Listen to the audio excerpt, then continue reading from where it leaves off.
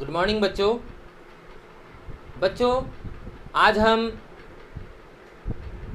कवि हरिवंश राय बच्चन जी के द्वारा लिखित पाठ संख्या 9 जो बीत गई कविता के आखिरी पंक्तियाँ पढ़ेंगे, सस्वर वाचन करेंगे, उसमें निहित भावों को हम समझेंगे, कठिन शब्दों का अर्थ जानेंगे।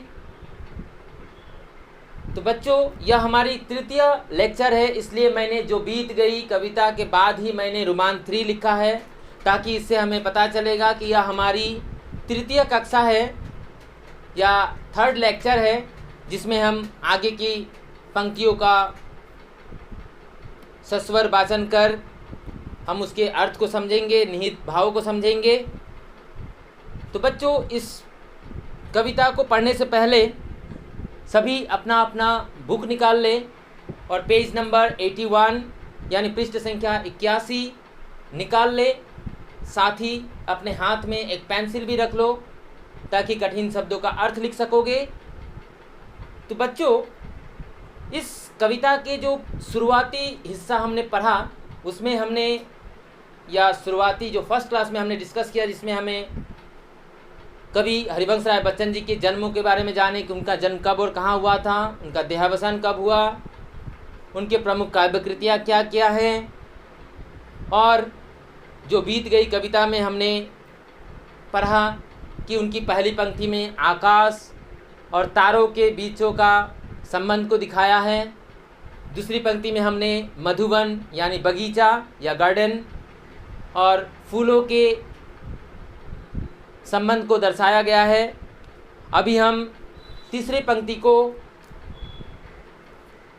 पढ़ने जा रहे हैं, तो सभी अपने अपने किताब खोल लें। Page number 81। जीवन में मधु का प्याला था, तुमने तन मन दे डाला था, वह टूट गया तो टूट गया। मदिरालय का आंगन देखो, कितने प्याले हिल जाते हैं, गिर मिट्टी में मिल जाते हैं। जो गिरते हैं कब उठते हैं, पर बोलो टूटे प्यालों पर कब मदिरालय पछताता है। जो बीत गई सो बात गई। कवि तो बच्चों यहाँ हम देख रहे हैं कि जो शुरू का पंक्ति था यानी फर्स्ट पंक्ति जो था, उसमें हमने आकाश और तारों के बीच पढ़ा, है ना, तारों के बीच पढ़ा।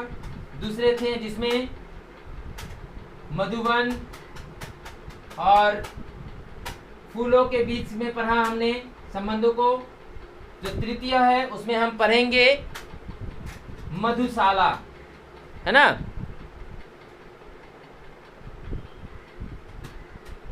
मधु या मदिरालय, है ना, मदिरालय, मदिरालय और प्यालों के बीच, है ना। तो बच्चों आकाश का मतलब हमने समझा गगन या आसमान, मधुवन का अर्थ हमने समझा बगीचा, गार्डन, फुलवारी, बाग, है ना। लेकिन मदिरालय यहाँ पर इसका अगर संधि विच्छेद करते हैं तो क्या होंगे, संधि विच्छेद क्या होंगे, मध, हाँ, जुग आलय, मध जुग आलय, है ना, या मदिरा, हाँ, कि मध जुग आलय या फिर मदिरा जुग आलय।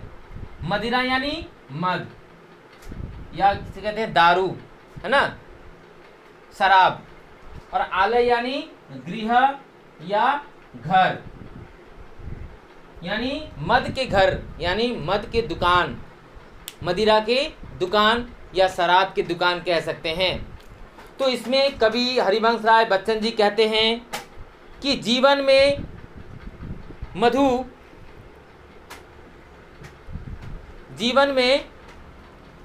मधु का प्याला था, तुमने तन मन दे डाला था। कह रहे हैं कि जीवन में शराब से भरा प्याला था, और इस शराब के प्याले के लिए मनुष्य अपना सब कुछ निछावर कर देते हैं, सब कुछ दांव पर लगा देते हैं। यानी कि जीवन में मधु का प्याला था, यानी जीवन में, यानी कौन मदिरा पीते हैं? मनुष्य तो ही। यानी मनुष्य के जीवन में मधु का प्याला था, तुमने तन मन दे डाला था। यानी उस मधु के चक्कर में, यानी शराब के चक्कर में आपने क्या दे दिया था? अपना तन यानी शरीर, मन यानी हृदय, दोनों उस पर निछावर कर दिए थे, दोनों उस पर दे डाला था। वह टूट गया तो टूट गया, मदिरालय का आंगन देखो। यानी जब हम, हालांकि हम तो गए नहीं हैं मदिरालय में, लेकिन अक्सर हम टीवियों पे देखते हैं या फिल्मों में देखते हैं, सीरियल में देखते हैं कि किसी मदिरालय में या शराब की दुकान में जब बहुत सारे लोग जाते हैं तो उसमें शराब पीकर जब वे मदहोश हो जाते हैं, यानी नशे में हो जाते हैं, नशे में डूब जाते हैं, तो कभी कभी वे शराब के ग्लास को, यानी प्याले, प्याले यानी ग्लास को उठाने में थोड़ा सा वे हिल जाते हैं, ध्यान नहीं दे पाते, अपना कंसंट्रेशन नहीं कर पाते, जिसके कारण वे मदिरा के प्याले हिलकर कभी ज़मीन पर गिरकर टूटकर बिखर जाते हैं। तो वही कवि कहते हैं कि वह टूट गया तो टूट गया, मदिरालय का आंगन देखो। यानी उसमें बहुत सारे जो प्याले, मदिरा के प्याले टूट जाते हैं, उस पर मदिरालय यानी शराब का जो दुकान है वह कभी शोक नहीं मनाता, वह कभी पछताता नहीं। यानी शराब का दुकान यानी आंगन, जो उसका बाउंड्री होता है, वह कभी शोक नहीं मनाता, वह कभी दुख नहीं मनाता। कितने प्याले हिल जाते हैं, कहने कि उस टेबल में रखे हुए कितने प्याले अचानक से हाथ से फिसल जाते हैं, है ना, हिल जाते हैं। कभी टेबल में, कभी हमारे पैर लगने से या किसी के धक्का लगने से वो टेबल हिल जाते हैं, गिर मिट्टी में मिल जाते हैं। जब वे टेबल हिल जाने पर उसमें जो प्याले होते हैं मिट्टी के या कांच के, वे प्याले क्या होते हैं, हिलने के बाद वे गिरकर ज़मीन पर गिर जाते हैं और वे बिखर जाते हैं टूटकर। गिर मिट्टी में, यानी मिट्टी में गिरने पर वे मिल जाते हैं। क्या मिल जाते हैं? ज़मीन पर वे शराब, वे कांच के टुकड़े, वे मिट्टी के टुकड़े सारे मिल जाते हैं। जो गिरते हैं कब उठते हैं, पर बोलो टूटे प्यालों पर, कब मदिरालय पछताता है, जो बीत गई सो बात गई। कवि हरिवंश राय बच्चन जी कहते हैं कि उस मदिरालय पर, उस शराब के दुकान पर कितने सारे प्याले हिलकर जब ज़मीन में गिरकर उस पर मिल जाते हैं, तो वे प्याले कभी जुड़ते नहीं। यानी टूटा हुआ कांच, टूटा हुआ मिट्टी कभी जोड़ सकते हैं? नहीं, वे टूट जाते हैं, गिरकर बिखर जाते हैं, वे कभी उठते नहीं। पर बोलो टूटे प्यालों पर, यानी पर जब वे प्याले टूटकर बिखर जाते हैं, तब उस प्याले जो हमेशा के लिए टूट जाते हैं वह कभी उठते नहीं। उस टूटे प्यालों पर क्या कभी मदिरालय यानी शराब की दुकान पछताता है, पछतावा करता है? नहीं। जो बीत गई सो बात गई। प्रस्तुत पंक्ति में कवि हरिवंश राय बच्चन जी कहते हैं कि जिस प्रकार किसी मदिरालय में शराब में डूबे हुए व्यक्ति के कारण जब प्याले हिलकर नीचे गिरकर टूटकर बिखर जाते हैं, तो उस पर मदिरालय शोक नहीं मनाता, पछतावा नहीं करता, बल्कि वे कहते हैं कि जो बीत गई सो बीत गई, उस पर कभी शोक करना नहीं होगा। पल भर के जीवन को सुखपूर्वक, यानी पल भर, यह जो संतेक यानी कुछ समय के लिए जो यह जीवन हमें मिला है, उसके बीते हुए कल को भुलाकर आगे की कल को हमें कैसे सुखपूर्वक बिताना चाहिए, उस पर हमें ध्यान देना चाहिए। तो बच्चों, इसके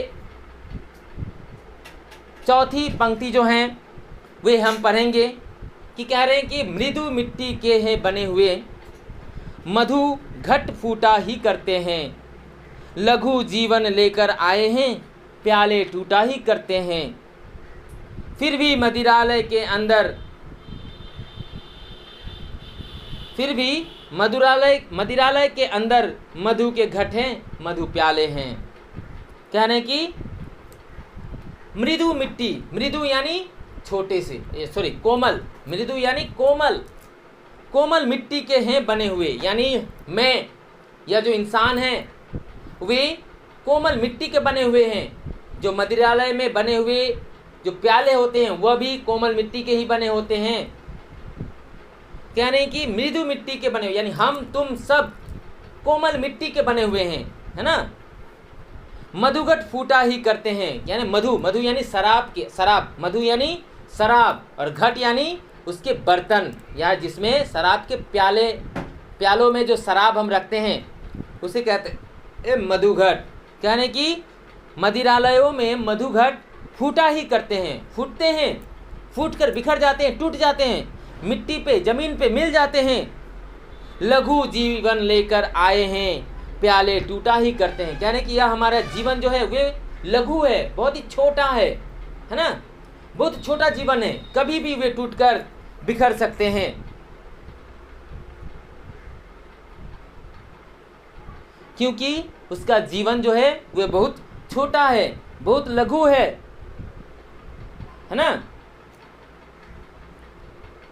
प्याले टूटा ही करते हैं, फिर भी मदिरालय के अंदर मधु के घट हैं, मधु प्याले हैं। कह रहे हैं कि फिर भी रोजाना प्रत्येक दिन कितने ही उस मदिरालयों में मधु के घट या मधु के प्याले टूट जाते हैं, लेकिन तब फिर भी देखा जाता है कि उस मदिरालयों में मधु के घट कायम रहते हैं और मधु प्याले भी वहाँ पर आने लगते हैं, लोग पीते भी हैं। तो इसलिए कहते हैं कि उस मदिरालय में इसके प्याले टूटने पर वे कभी शोक नहीं मनाता, पछतावा नहीं करता, बल्कि वह अपने आगे के जीवन को, अपने दुख को भुलाकर, अपने जीवन के दुख को भुलाकर जीवन का भरपूर आनंद उठाता है। आनंद लेना चाहिए हमें, कवि कहते हैं। इसका जो 5वीं पंक्ति है जिसमें कवि कहते हैं कि जो मादकता के मारे हैं वे मधु लूटा ही करते हैं। वह कच्चा पीने वाला है जिसकी ममता घट प्यालों पर, जो सच्चे मधु से जला हुआ कब रोता है चिल्लाता है, जो बीत गई सो बात गई। कवि हरिवंश राय बच्चन जी कहते हैं कि जो शराब के नशे में, यानी कह रहे हैं कि जो शराब के नशे में रहता है वे शराबी मादकता में बहकर शराब ही लूटा करता है ना। ये शराबी कच्चा पीने वाले हैं, है ना, कच्चा पीने वाले हैं। उसकी ममता तो सिर्फ शराब के प्यालों से हैं, प्यालों पर ही रहता है। पर जो सच्चा शराबी हैं वह मधु के नशे से जला हुआ है। वह अपना गम भुलाकर शराब के नशे में पड़ा रहता है। वह न रोता है, न चिल्लाता है, और न ही वे पछतावा करता है, बल्कि वह सब कुछ भुलाकर सब कुछ भूल जाता है। उसी प्रकार कवि हरिवंश राय बच्चन जी कहते हैं कि उसी प्रकार मनुष्य को भी अपने बीते हुए दुख को भुलाकर वर्तमान की चिंता करनी चाहिए। अपने दुखों को याद कर शोक मनाने से अच्छा है कि जीवन के बाकी बचे जो समय हैं, जो बाकी समय को वे खुशपूर्वक किस प्रकार बिताना चाहिए, बिताया जाए, जीवन का भरपूर आनंद उठाया जाए, उस पर हमें विचार करना चाहिए, उस पर हमें सोचना चाहिए। तो बच्चों, इस कविता के जो मेन सारांश है उसमें यही निकलकर सामने आता है कि कवि हरिवंश राय बच्चन जी ने इस कविता के माध्यम से, यानी जो बीत गई कविता शीर्षक के माध्यम से, वे यह बताना चाहते हैं मनुष्य को कि जिस प्रकार आसमान में टूटे हुए तारों पर अंबर शोक नहीं मनाता, जिस प्रकार मधुवन में यानी बगीचा में, बागों में प्रिय फूलों के मुरझा जाने पर, लताओं के मुरझा जाने पर वे शोर नहीं मनाता, जिस प्रकार मदिरालय में मदिरा के प्यालों के टूट जाने पर मदिरालय शोक नहीं मनाता, दुख नहीं मनाता, उसी प्रकार मनुष्य को अपने बीते हुए दुख को भुलाकर वर्तमान की चिंता करनी चाहिए। अपने दुखों को याद कर शोक मनाने से अच्छा है कि उसके बीते हुए जीवन को, बीते हुए समय को, बचे हुए समय को सुखपूर्वक कैसे बिताया जाए, जीवन का भरपूर आनंद कैसे उठाया जाए, उस पर हमें सोचना चाहिए। तो बच्चों, यह कविता हमने पढ़ने के बाद हमें यह प्रेरणा मिला कि हमें अपने बीते हुए कल को भुलाकर आने वाली जो कल है, बीते हुए दुख को भुलाकर आगे का जो सुख का मार्ग पड़ा हुआ है उस पर हमें विचार करनी चाहिए। इस कविता के माध्यम से हमने कवि हरिवंश राय बच्चन जी के बारे में जाना, उनके जन्म, उनका देहांत, उनके प्रमुख काव्य कृतियाँ क्या क्या हैं, तथा इस कविता के मूल संदेश को हमने देखा, सारांश हमने पढ़ा, कविता का कठिन शब्दों का ज्ञान हासिल किया, कविता में छिपे निहित भावों को हमने जाना। तो बच्चों, अगर कोई डाउट होता है तो तुम लोग यह कविता को बार बार देखो और समझो। तो बच्चों, अभी हम लोग कुछ प्रश्नमाला या अभ्यास माला जो होते हैं उसमें से कुछ सवाल करेंगे, जिसमें से हमें पता चलेगा कि हाँ, हमने सही तरीके से वह पाठ को सुना है, पढ़ा है। तो हम उसका परीक्षा कर सकते हैं। तो क्वेश्चन नंबर 1 जो है वह है कि कवि हरिवंश राय बच्चन जी का जन्म कब हुआ था। यहाँ पर 4 ऑप्शन है कि 1905 में, सन 1906 में, सन 1907 में, सन 1908 में। तो कब हुआ था उनका जन्म? 1907 में। 1907 में उनका जन्म हुआ था। किसका? कवि हरिवंश राय बच्चन जी का। बच्चों, दूसरा क्वेश्चन यह आता है कि कवि ने इस कविता में बीती बात को भुलाकर क्या करने का संदेश दिया है। इसका मूल संदेश जो है वह अगर हम शॉर्ट 1-2 वर्ड में अगर जान पाएंगे तो वह क्या है कि ऑप्शन नंबर 1 है वर्तमान की चिंता, भविष्य की चिंता, नंबर ई अतीत की चिंता, बड़ी ई सुख की चिंता। क्या किस समय का चिंता हमें करनी चाहिए? क्या प्रेरणा मिलता है? यस, वर्तमान की चिंता। हमें अतीत की या भविष्य की चिंता छोड़कर हमें केवल वर्तमान ही देखनी चाहिए। अगर वर्तमान हमारे अच्छे रहेंगे तो हमारे भविष्य भी उज्जवल रहेंगे। तो बच्चों, इस कविता को बार बार ध्यान से पढ़ना। यहीं पर हमारी कविता जो है समाप्त होते हैं। अगले कक्षा में हम एक नया पाठ लेकर आएंगे। तब तक के लिए धन्यवाद।